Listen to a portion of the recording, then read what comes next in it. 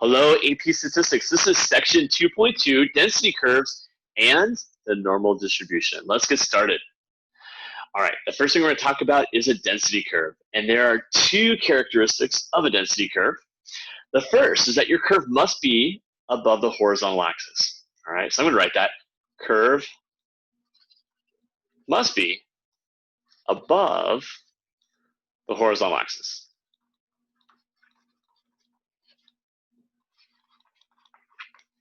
Excellent. Second characteristic is that the area underneath the curve to the horizontal axis must be equal to 1. Area under the curve, the horizontal axis,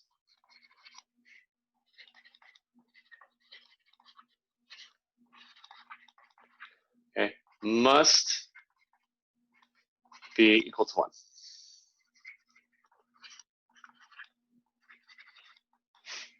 All right. Now, they can be as fundamental as you could possibly think of. And I'm going to draw like a really easy one here. Imagine along my horizontal axis, I'm just going to count to, say, 2 here. And my curve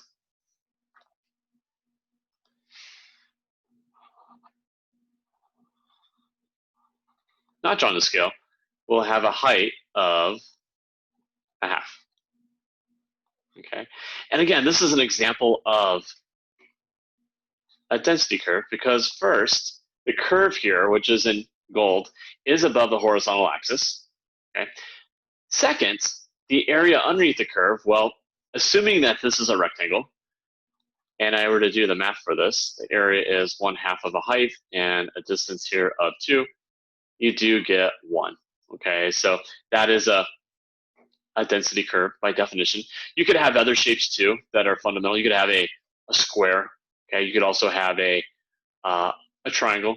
You know, and as long as it's above the horizontal axis, as long as the area is equal to 1 underneath, then it's considered a density curve. All right. Now, one of the more specific density curves that we'll be using in statistics class is one called the normal curve. Okay, read it through a normal distribution. And it's always defined by a capital N, of course, for normal. And we'll have 2 items that are inside separated, usually by a comma or sometimes, I guess, a semicolon. And the first number that you'll see will be the mean. Okay, so the mean will go in here. And the second item will be your standard deviation.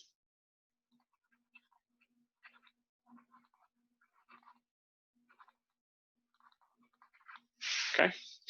Now, when we worked with our normal curve, okay, our standard normal curve, we assumed that the mean was 0 and your standard deviation was 1. Okay, and if you look right down the middle here for this normal curve, you can see it's kind of highlighted with a line and vertical line, and that just means that my z-score for that, or my mean, is 0. Okay, it's hard to see, but that's small, just your mean. Now, to the left and to the right, we're going to draw out some standard deviations. All right, and if you're a calculus student, this may be better understood just through the use of concavity. Okay, a point of inflection is where your concavity changes, and you can see here that it goes from a positive concavity to a negative one. Okay, concave up versus concave down, and it happens right about at this spot. All right, it's also about the halfway spot. Okay, if you're kind of looking at this from bottom to top, it's about the halfway spot from the tip of your normal curve to the very bottom. Okay. Similarly, on the other side, as you go from concave down to concave up, that occurs right about here. All right, and I'm going to draw some lines vertically to my horizontal axis on each side. And what I'm going to share is that this is one standard deviation in the positive direction, and this is one standard deviation in the negative direction. It's going to bother me.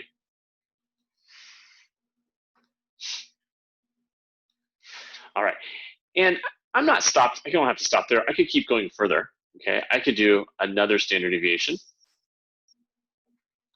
to the right and another standard deviation to the left. And of course, I'll make one positive and I'll make one negative. Okay. And I can do it even a third time. It'll be really tiny, somewhere out there, 3 to the right, and of course 3 to the left. Okay, and this is my standard normal curve. Okay, and the respective mean and standard deviations to each side. All right, now here's what I can share with you. If we are 1 standard deviation in each direction, that will represent 68% of our total data. Okay. Sorry. 68%. So 68% of all data within a normal distribution is within 1 standard deviation in either direction. Okay.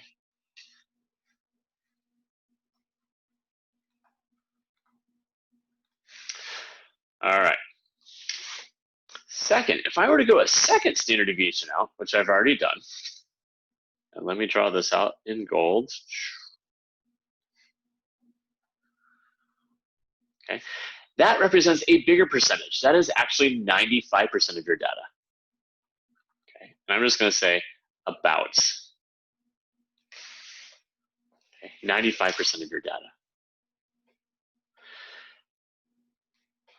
And if I want to go another standard deviation out, that third standard deviation, that involves even more data within these boundaries.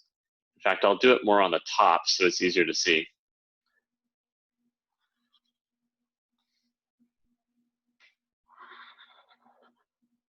Okay. This is, of course, is 3 standard deviations in each direction. This is about 99.7%. Okay. Sometimes we'll just see a 99 because it's hard to work with 99.7, but that is the official representation.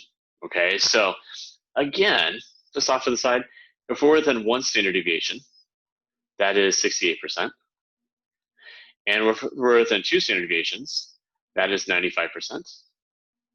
And if we're in 3 standard deviations, that is 99.7. Okay, this is called the empirical rule.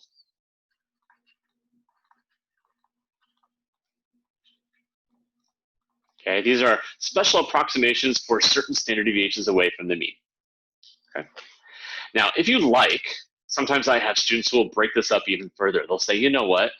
If this is 68%, that means each of these partitions from 0 to 1 and 0 to -1, well, cutting this in half will give me 34.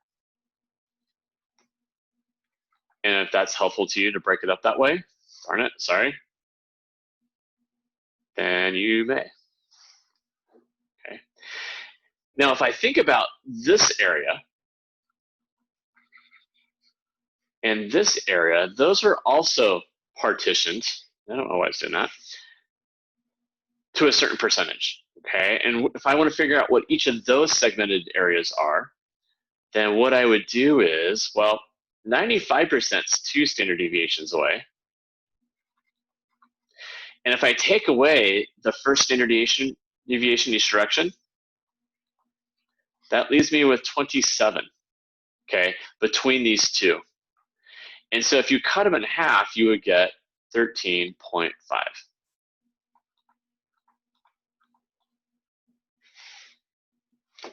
Don't know why it's doing that. Okay, so if you were to add up these 4,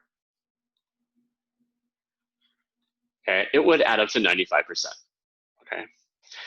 All right. These back 2 pieces are just about 5% total. Okay, so I know I have another, gosh, there's 99.7, 99.7. So this here is a super tiny amount. Okay, but yeah. Here's what I'm going to do. I typically do this. I will sometimes just call this 99 because it's a little bit easier to work with in terms of some ugly decimals. And I think that's typically accepted for this time being. And so what I'm going to do is if these outer ones total 99, that would mean that each of these would be about 2. Okay, and that leaves me with about a 0.5% on the tip. Anything less than -3 and higher than 3 standard deviations, okay? So for my classes, I usually say that's okay, all right, because it's a little bit more manageable to work with. And in the end, we're not going to use this piece exclusively to do our work for the rest of the year, okay? So, all right, so how is this helpful? Well, here's what I do. I have a problem regarding IQ testing, okay? And there's many different types of IQ tests, all right? So the standards that I give for this test may be different from what others have used in the past. But what I'm going to do is I'm going to say that my average, my mean, which is the first number listed, is going to be 100. I'm going to say the average IQ is 100, and the standard deviation is 10. All right, and I'm going to fill those in on the bottom. My average is 100. Okay. And then again, I'm going to look for that inflection point, which is about halfway up. Okay, and this will be 1 standard deviation away. Now, I'm not going to write a 1 in each direction. I'm actually going to write what the standard deviation is. So if I tell you ahead of time that it's 10, then I'm just going to add 10 in each direction. So 100 plus 10 is 110, and 100 minus 10 is 90. Okay. Further, I'm going to take it a second standard deviation, 120, and then a third one is about 130. And if I went in the other direction, this is 180. And furthermore, this is 70. And when I look at these questions, okay, what I'm going to do before I even begin is I'm going to fill in the percents like I did on the previous screen, okay? And if you can remember, 1 standard deviation in each direction was 68% of all the data. And what that means is I'm going to partition it like I did before. I'm going to say this is 34% and this is 34%. And you don't have to, but I think it's easiest if it's done this way. That meant that these were 13.5%. Okay. I'm just going to put a 2 here. Okay. And this is a half.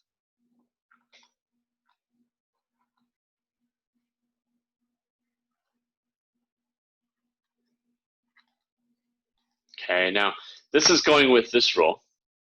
It is the 68, 95, 99 rule. It really is 99.7, okay, but I'm making this a little bit more manageable for students to work with, all right? And again, this is called the empirical rule. All right, so here's what they ask. They say, what is the probability of having an IQ score of 90 or less? All right, so if I look at 90, and I'll do this one in, say, purple, 90 is right here, okay? And if I say less, I'm actually heading out into this direction, okay? So you don't have to redraw the picture, but sometimes it's helpful. Here's your 90, and you're shading out to the left, all right? There's 90, it's hard to see. There's 100, and you're shading to the left. And if I were to add up all these respective probabilities, well, I would have 13.5% plus 2% plus 0.5%. Okay, and what would these all add up to give you? Use a calculator if you want, but yeah, it's 16%. Okay. All right, if I did the next one, what's the probability of having a score of 120 or more? Okay, so 120 or more. Here's 120. It's actually 2 standard deviations away. So I'm going to draw this in right here, 100. And 110 is right here. 120 is a little further.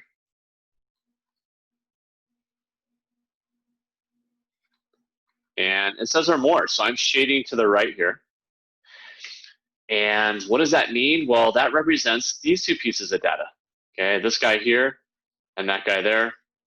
So what I'll share is it's about 2% plus 0.5%, which is 2.5%. Okay, if you want to write 0.025, that works too. Same idea. All right, next one says, what is the probability of having an IQ score between 80 and 110? All right, so let me look at that from this perspective. I'll use this in red.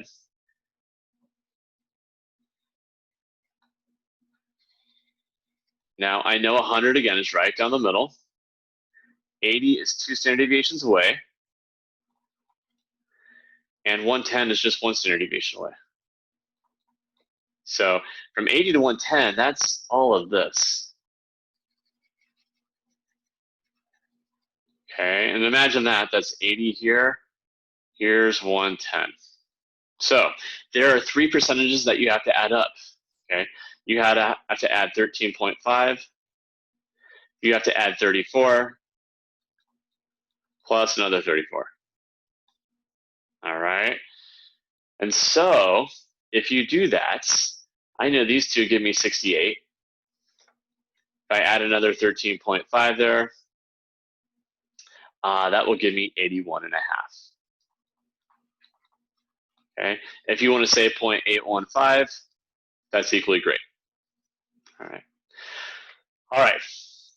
What is the probability of having an IQ between 100 or higher? Okay, so it's not really between anything, it's just 100 or higher. Well, here's 100. Okay, we'll do some different color. How about yellow? Okay, so here's 100. And higher is just to the right. Okay, so that's everything. And you really don't have to even know anything about the empirical rule. If you just look at this, it looks like it's about half of it. All right. Nevertheless, if you added 34 plus 13 and a half plus 2 plus a half, yeah, that's 50%.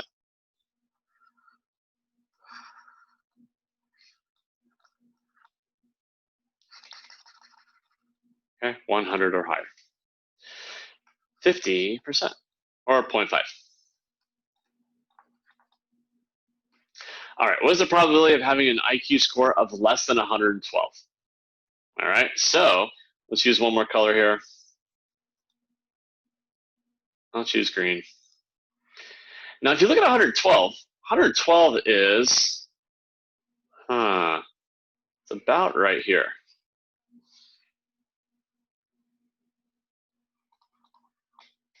And here's the tough thing, all right? You're looking at that and you're like, that does not line up on a nice standard deviation partition, okay?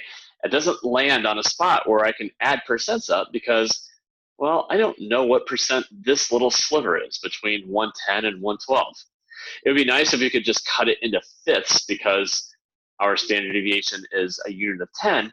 But again, each of these standard deviations, if I were to draw 5 of them in here, all have a different area.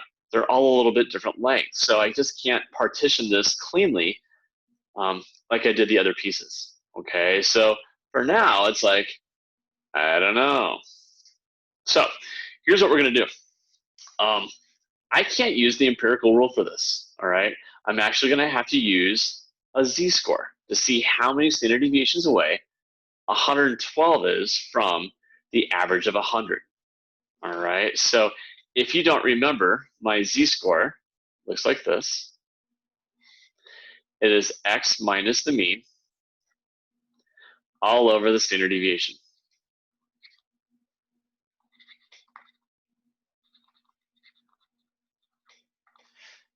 Okay, so the item in question is always your x. And what were we asking about? We're asking about 112. Okay, minus the average, which is 100, over 10. If you do all this math, you get 1.2, all right? Which means, okay, that this respective score of 112 on an IQ test is 1.2 standard deviations above the mean, okay, for all students who take that IQ test. All right, so let me hang on to this. We're partial way there. We'll need our z-chart to help answer that. In fact, if I go to my next screen, which you kind of already saw, I could probably look up z is equal to 1.2 right now.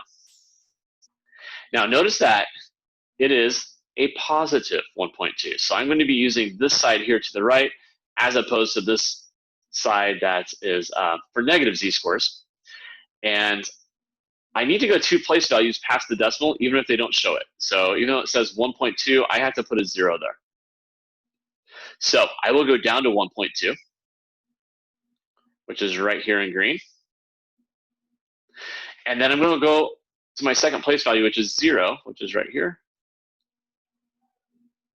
And I end up with this value. Again, don't write this on your paper because you're using the same paper for the rest of the year.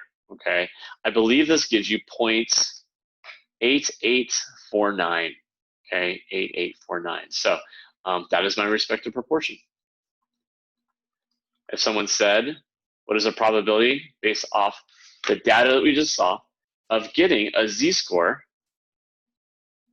of of getting an IQ score of 112, your p-value for that or proportion is 0.8849. Okay, 112 means that you are in the 88.5 percentile about. So, all right. So this is really only the second time we've seen a z-score, and we're going to practice this a little bit more. All right. And so here are some basic z-scores that I would like you to find respective probabilities for. Okay. So, for example, if I look up z is less than or equal to 1.34, I'm going to go over to 1.3, which is right here. Don't write on your paper like I'm writing on mine. And I'm going to go over to where the 4 is, which is right here, and scroll down. And it looks like, if I'm reading this right, 1.34 is 0.9099. And that's all I'm going to do is write that answer. Okay, and then you'll continue all the way down. Now, what I want you to notice is that this first one versus the second one has a little bit different symbol here. I have a less than or equal to versus just a less than. And whether you have this or this, it's the same procedure. Okay, these mean the same, about the same thing, and you won't treat these any differently. Okay, now again with mine, I can erase all this, which I'll do so that it is easier to work with. Nevertheless, I'm going to keep that plus and that minus there because I want to remember that. Okay, and I'll look at the second one. Z is less than equal to, just less than equal to negative 0.94. Okay, so look at that as 0.94, that is negative. You have to have a number in the ones position, the unit position. And negative 0.9 is right down here. Remember, these are the negatives. Okay, and 4 is up here. And you will make battleship here. And it looks like 0.1736. Okay. You'll notice again that these are less than signs, and it supports the area that's being shaded to the left here or to the left here. Okay. However, notice the next one is z is greater than 2.01, meaning here's your normal curve. Remember, z-score is the number of standard deviations from the mean. So here's 1, here's 2. But instead of shading to the left, like these read, you have to shade to the right. All right, so here's what I'm going to do. And maybe you've already thought of this in your head, and if you have, awesome. I'm still going to look up 2.01 like I did in the past. 2.01 is, well, there's 2.0, and 1 is this guy right here. All right, and if I can see that right, it looks like 0.9778. Okay, now that's a great start to getting the right answer. Okay, however, remember this is a density curve, and this is the area to the left. So it's really, this side here is 0.9778. Okay, if I want this side to the right, you will have to remember this is a density curve with an area underneath of 1, and you'll have to subtract from 1. And so if I know this side, again, I'm just going to make this up, 0.9778, then you can find this side here, the opposite, really the complement. All right, and that gives me 0.222242. All right. Same idea for the next one. Remember, the line underneath is insignificant for an equal to sign, but negative 1.9 is right here. And I'm going to add a 0 to that so I can make it worth working out. And that gives me 0.0287. So if you imagine, I'm going to draw this kind of small over here. Here's your z-score of 0. Here's negative 1.9, and you are shading above, okay, towards the more positive direction.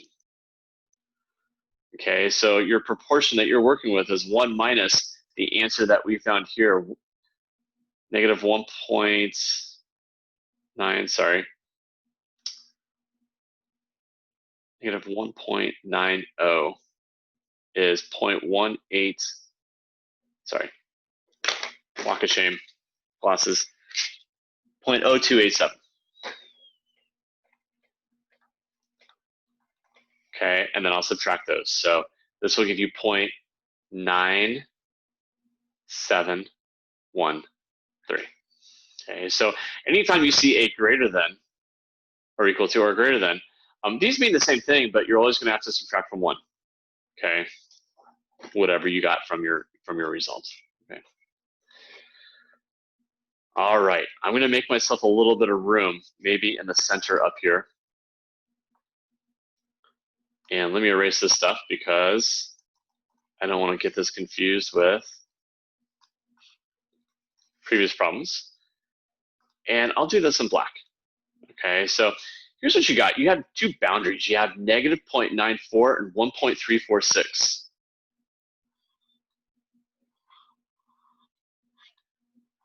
Okay, and I'm just going to do a rough sketch.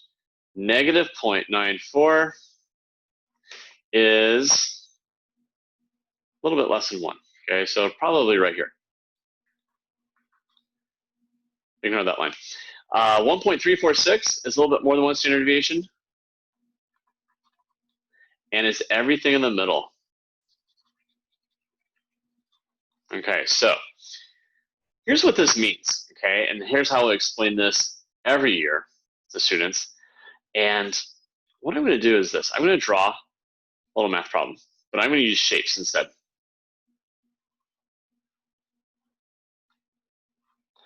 And it's going to look similar to the one that I had before. This is 1.346, the same one that you have here. And I'm going to shade everything. Okay, now this looks almost exactly like this. Okay, so they're not quite equal. What do I have to do to this guy right here that I'm starring in order to make it look like the one on the left? Well, if I took out this shaded piece to the right, sorry, to the left here, okay, if I took that part out, okay, would you agree that this whole thing here, okay, minus this guy, which is what you see right here, would be equal to this ending shape, okay, filled in area? I think so, okay. This completed as 1.346 and all to the left minus this part here. If I take out from 0.94 to the left, okay, then in the end, you should get this middle part, okay. So what I'm going to do is I'm going to look up 1.3 and I'll round that 1.35. And if I use my z-score, I will get this 0.9115. I did that right. I think so.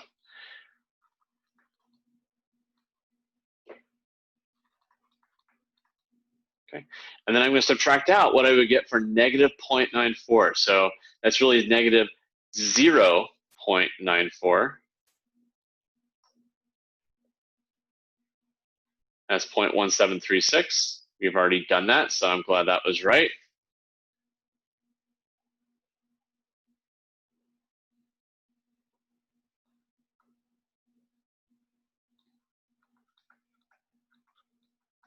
Okay, and if you do the math for that, let's take a look. I'll do it on my calculator. You do it as do the same, please. 0.9115 minus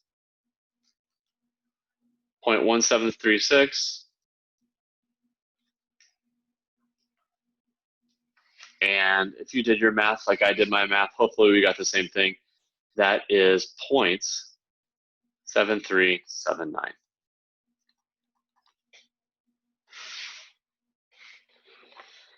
Okay, one more kind of monster one like that, okay? And again, it's the idea that you have to do each of these individually, okay? Notice that there's no subtracting from one, just do them individually, and you subtract your two results, okay? So if I go to the left of 0.24, 0.24, here's 0.2, and 4 lies right there, that's 0.5948.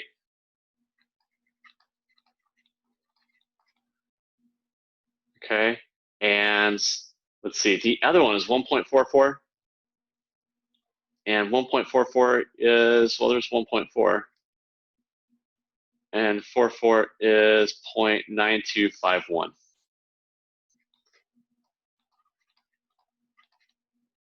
All right, and again, you just subtract them. Notice I didn't subtract either one from the value of 1, I just did it, okay? And so 0.9251 minus 0.545948, okay, gives you 0.3303. All right, so we are good, and we're down to 2 more. Okay, all right, here I have a z-score of negative 5.71, and if you look at this, you're like, well, this goes down to negative 1s, negative 2s, negative 3s. There is no z-score of negative 5.71. And you're like, well, how am I supposed to do this? And if you think about it, maybe something way, way, way out here is like 3 standard deviations away, negative 3.49. Okay, and if this is giving you a probability of about 0, then if I were to extend this out even further, way further, and ask, hey, what's the area to the left here? It's even going to be about more 0. All right, so what I'm going to do is I'm just going to say this is about 0. Okay, and we're done. Same thing here. 4.22 is way over here. I'm thinking is the biggest number I can come up with. 3.49. Okay, and everything to the left of it gives me about 0.9998. All right, and if I want to extend this even further to 4.22, well, what that probably means is that your p-value is about 1.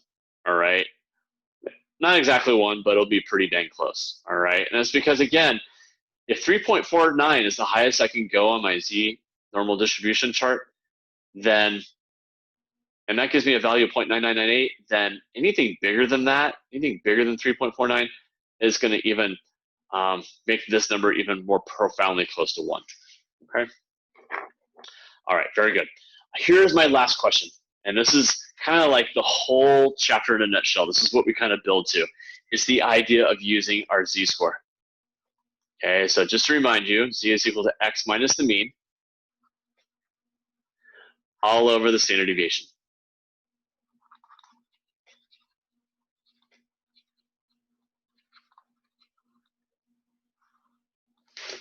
Okay, and what I'll do is I'll set the first one up with you and show you how to do it, and then I'll give you a couple minutes to see if you can do the rest. Okay, don't get weirded out by these last two. Okay, what it is basically working backwards, and I'll talk about what that means when we get to it.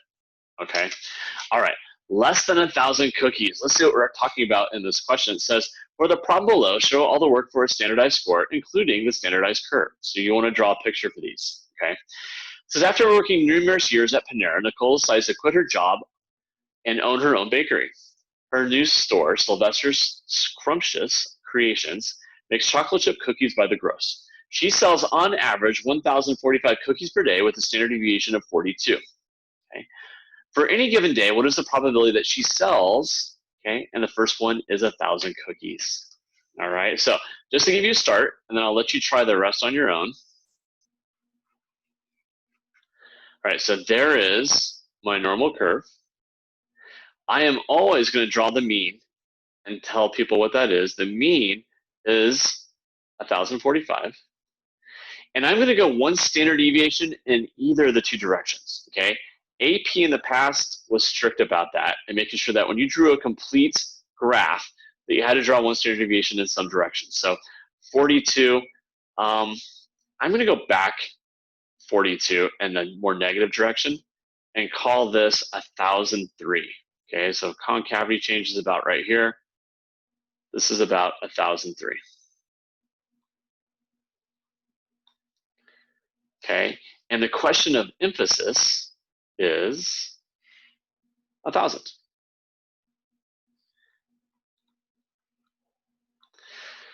Okay, so again, I have the mean. I have one standard deviation away. That's important. Draw one in either direction. Okay, and then I have the point of interest that is being asked 1,000, and I need or less. And if I say or less, that means to the left. Okay. Now, what am I going to do here? I am going to do a z-score. And I'm going to do your x value, which is the item of interest, which is 1,000 cookies, minus the average, which is 1,045, okay, all over the standard deviation, which is 42. Okay. And that gives you negative, first negative we've had in a word problem for a z-score, negative 45 over 42. And if you divide that out, I know that's, what, 15 over 14 if you were to reduce it, but 45 divided by 42 is 1.07, and it is negative. All right, now, notice I did a couple things. First, I always wrote my Z. If you don't write your Z, AP may pick on you and not give you credit for this, all right?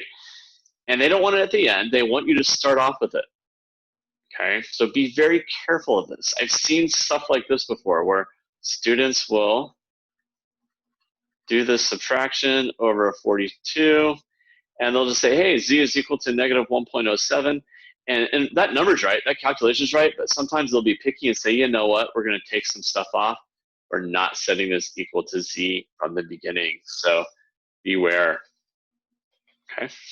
All right, now here's what I'm going to do. Since it is less, okay, you do not have to subtract from 1 when you look this up on your normal distribution table. Okay, so you have one out in front of you. I will use the one I have here, negative 1.07. This is from the screen before. And let's see, here's negative 1.0. I'm going to go all the way to 7.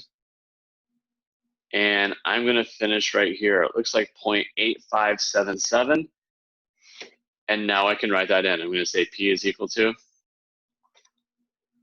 0.8577. And I'm going to check that just to make sure. And I'm good. All right. Now, here's what I'd like you to do. At least do the next two. See if you can try these on your own. I'm going to hit pause for a second, and I'll see if the numbers that you got are the same as mine. Okay. Notice that that's a little bit different. Okay. This one says more than. Okay. So you're not going to shade the left side. You're going to shade the right side. And that influences your calculation at the very end. So beware. And then you have ones that are in between two boundaries, okay, between 975 and 1100. All right, so I'm going to have you hit pause. All right, I'm going to hit pause too, and I'm going to have you give it a try. And in the end, I'll show you my work for each one, and we'll see if they are the same. Okay. All right, take a couple minutes, take as much as you want. When you're done, unpause me, and we'll see where you're at. Okay, so here's my second one, if we're taking a look at it. I put this in purple so you can see this purple graph off to the right. And it says more than 1,200 cookies, all right? So like before, I wrote in the mean. I drew in one direction, a standard deviation based off this 42. So I added 42 to that. And then I marked the item of interest, which was 1,200. And this 1,200 is the identifying point of where I'm going to look and I need values more than that, so I'm going to shade to the right. Now, this is drawn to a mild scale. It is definitely to the right of 1 standard deviation, but I don't know how far right I need to really go. It's probably a little bit more, but I wanted you to see some direction in this, okay? So I'll do my z-score. The 1200 is the question of interest. That goes in the front part. Minus the mean divided by the standard deviation gives you 3.69, okay? Now, what I'm going to do, I'm going to have you look at your z-chart. I look at mine. 3.69 is not on here. In fact, the biggest one is 3.49, and that area is about 1 if you look at it to the left. Okay, it's right down here, 3.49. I need 3.69. Okay, so what does that mean? Well, that means everything here is either this or higher. Okay, this is when you had 3.49. 3.69 is probably going to mean it's about 1 in this area. Okay, so if this area over here is about 1, then the area of interest to the right of that means I'm going to do p equals 1 minus 1, which is 0. Okay. All right, hopefully that makes sense. If not, rewind this a little bit and see if you can just slow it down and make further sense of it. And if it doesn't make sense further, then send me an email and we'll talk about it more. Okay? All right. Now this is between 975 and 110. Again, I wrote the mean in. I want 1 standard deviation to the right in this case. Now 975 is to the left of the mean, and 1,100 is to the right, and you want everything in the middle. Okay, now as we practice this, okay, what we're going to do is we're going to do a z-score for each of these items, one for 975 and one for 1,100. Okay, here's the respective math that you should have. Okay, these are your 2 z-scores. Okay, and then you have to find the respective proportions. Okay, it's not until you find the respective proportions where you subtract. Okay, so once I'm at this point, then off to the side, yeah, I can subtract those and get an answer.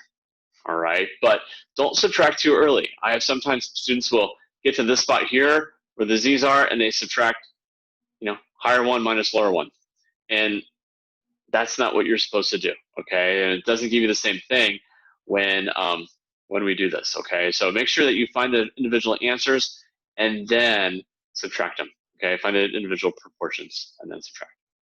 All right, here's the last type. All right. And you're going to have to work backwards from your normal distribution table, okay? It says, how many cookies would you have to sell in order to be in the 70th percentile?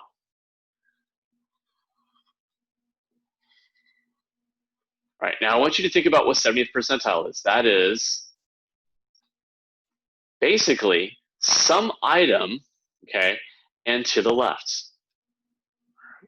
Now, basically, this is your P. This is your proportion. You're getting this piece. Okay. What I want to know is, how do you get your X? Okay, how do you get the original item that would give you that result? Okay, so here's what we're going to do. We're going to use a z-score.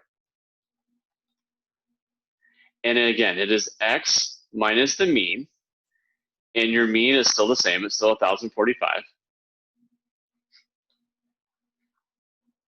Sorry.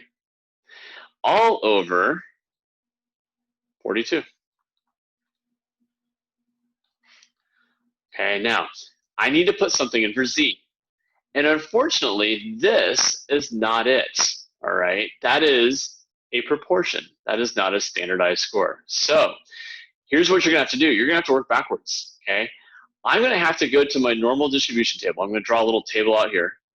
And I have to find 0.7000, 7000, and find the corresponding Z that would give me this result, okay? And that's what's gonna go in here. Once you have that, it actually is pretty easy, okay? So here's what I'm gonna do. I'm gonna go back to this, and I'm gonna find the item that is closest to 0.7000. And as I work my way down, which really is up, I end up with Two options. Okay.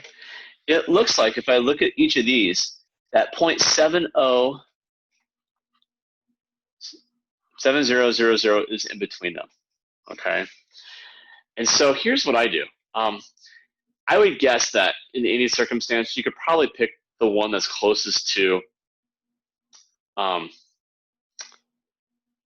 the actual value, okay? And it looks like this is the smaller one is closest to it because it's only, looks like 15 thousandths away, okay? Whereas this one is 0.0019 away, okay? So this will probably be your better one, all right? This one will be a little bit more than 70th percentile. This will actually be a little bit less than your 70th, 70th percentile. So you can choose either one. This one would be actually a little bit higher, but I'm going to pick the one that's just closer to it, 0.6985. Okay, so, sorry, what gave us that? 0.6985 was a z-score of positive 0.52. Okay, so my z-score of 0.52 gave us the 70th percentile. So that's what I'm going to put here, 0.52 equals x minus 1045 over 42. And then you have straight up algebra, okay? You got to do two steps. You got to multiply 42 times 0.52 and then add 1045 to that, all right? So take a moment and do that, 0.52 times your 42. Okay, looks like to me it gives you 21.84. Okay, so off to the right here, left, sorry, I have 1045 is equal to 21.84. Okay, and then your last step is to get x by itself, so I will add.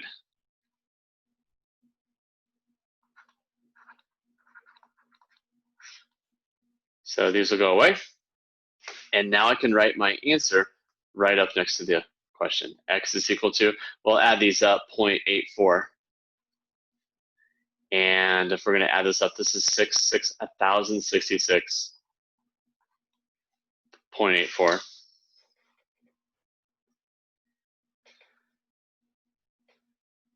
And so what does that mean? Well, if you round that up a little bit, 1067 will probably get you to that 70th percentile.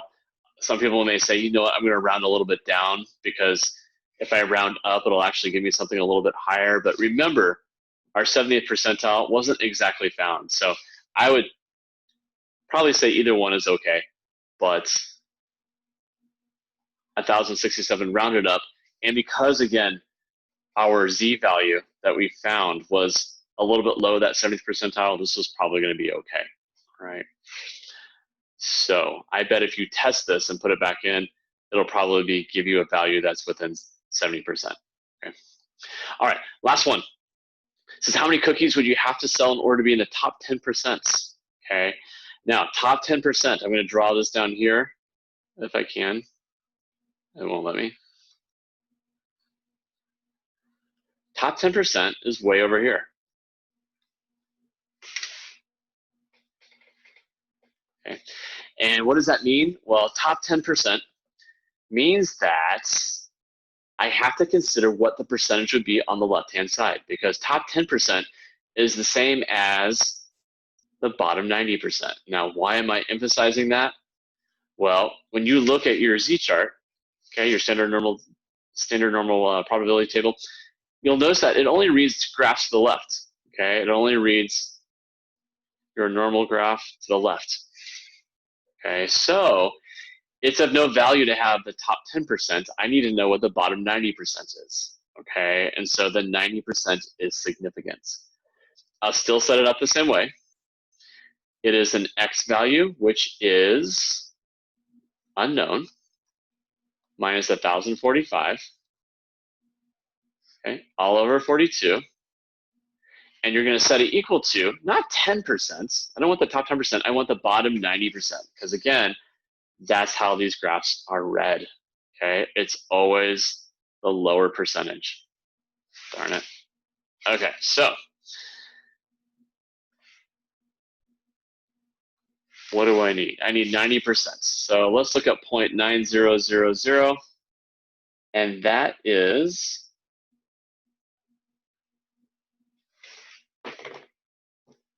with my glasses on, a little higher.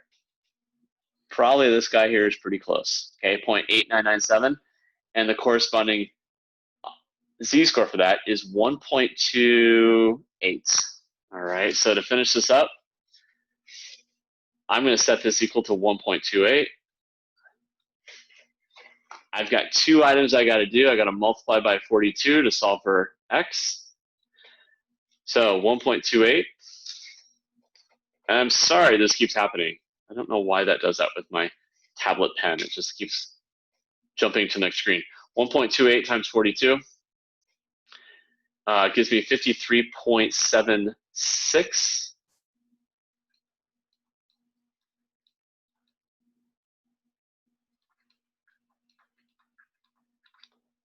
Okay, and then when we add that last 1,045 to it, I know it's getting kind of congested in here. Am I writing? I get 1,098.76. So let me hide that right up here.